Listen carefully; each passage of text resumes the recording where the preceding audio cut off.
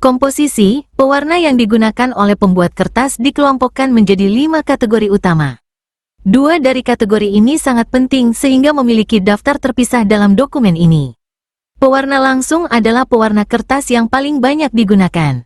Mereka terkenal karena memiliki struktur planar yang terkonjugasi tinggi dan muatan anionik karena adanya gugus sulfonat. Kata langsung mengartikan bahwa molekul tersebut memiliki kecenderungan yang cukup untuk menempel pada permukaan sehingga tidak diperlukan bahan pengikat. Ini berlaku untuk banyak, tetapi tidak semua pewarna yang diklasifikasikan sebagai langsung. Pewarna langsung kationik serupa, tetapi mereka memiliki gugus amina, memberikan muatan positif neto. Kombinasi muatan positif dan bentuk planar yang relatif besar berarti pewarna langsung kationik menempel dengan sangat kuat. Pewarna yang tergolong pewarna basa juga memiliki muatan positif, tetapi molekulnya tidak besar. Mereka digunakan dalam bahan pengisi yang sangat anionik seperti yang dibuat dari pool mekanis. Pewarna asam, yang memiliki muatan anionik dan ukuran yang relatif kecil, tidak lagi terlalu penting dalam pembuatan kertas, karena afinitasnya terhadap serat yang relatif buruk. Terakhir, pigmen berwarna tidak larut dapat digunakan dalam keadaan di mana diperlukan tahan cahaya yang tinggi. Ini harus dipertahankan dalam lembaran dengan bantuan program bantuan retensi, seperti halnya partikel pengisi. Fungsi pewarna kertas. Pewarna kertas memegang peranan penting dalam proses pembuatan kertas, dengan beberapa fungsi utama. 1.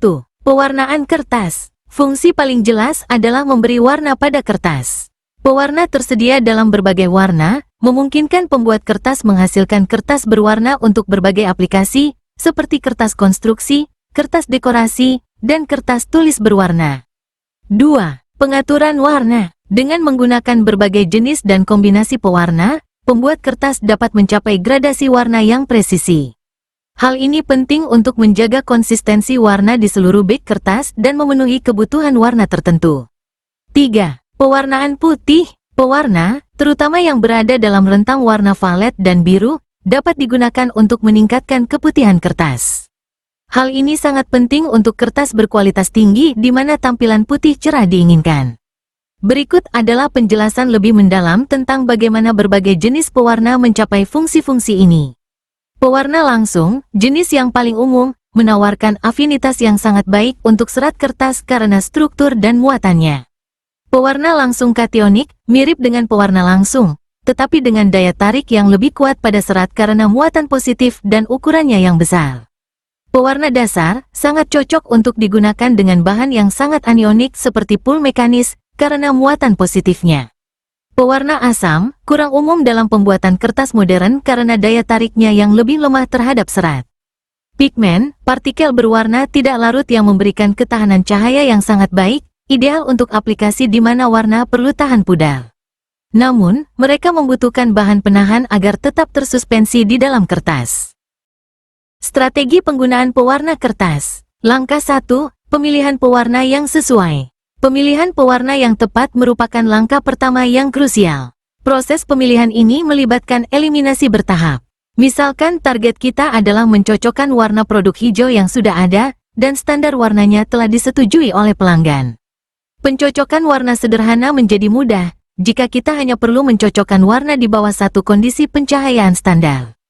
Namun, pelanggan menginginkan lebih dari itu, mereka menginginkan warna yang cocok dengan standar di bawah semua jenis iluminasi, mulai dari lampu pijar, hingga lampu fluoresen, hingga sinar matahari. Pengalaman menunjukkan bahwa pencocokan warna lengkap seperti itu hanya dapat dicapai jika rona, hue, dari setiap pewarna utama dalam formulasi cocok dengan rona pewarna yang digunakan dalam produksi standar. Penyaringan berdasarkan kategori pewarna. Pilihan pewarna yang layak kemudian dapat dipersempit dengan memilih untuk fokus pada kelas atau kelas pewarna, lihat uraian sebelumnya, yang paling sesuai untuk jenis bahan kertas. Penyingkiran berdasarkan persyaratan tambahan. Beberapa pewarna yang tersisa dalam kelompok kandidat mungkin harus ditolak pada tahap ini karena persyaratan khusus kelas atau proses untuk ketahanan luntur bleeding, tembus, ketahanan sinar cahaya, light fastness, kemampuan dikelantang, bleachability, atau afinitas terhadap komponen berbeda dalam bahan kertas. Pewarna permukaan dan pewarna inti. Beberapa pewarna dikenal sebagai pewarna permukaan top-sided karena kecenderungannya menempel pada filler dan serat halus, bahan yang cenderung terkonsentrasi di dekat permukaan atas lembaran Fordrinial. Sebaliknya, pewarna inti, bottom seeded, mencapai kedalaman warna yang lebih besar pada sisi serat kawat, Warsaid, yang kaya serat pada lembaran Fordrinial. Pengenceran pewarna. Terlepas dari jenis pewarna, sangat disarankan untuk mengencerkannya dengan baik.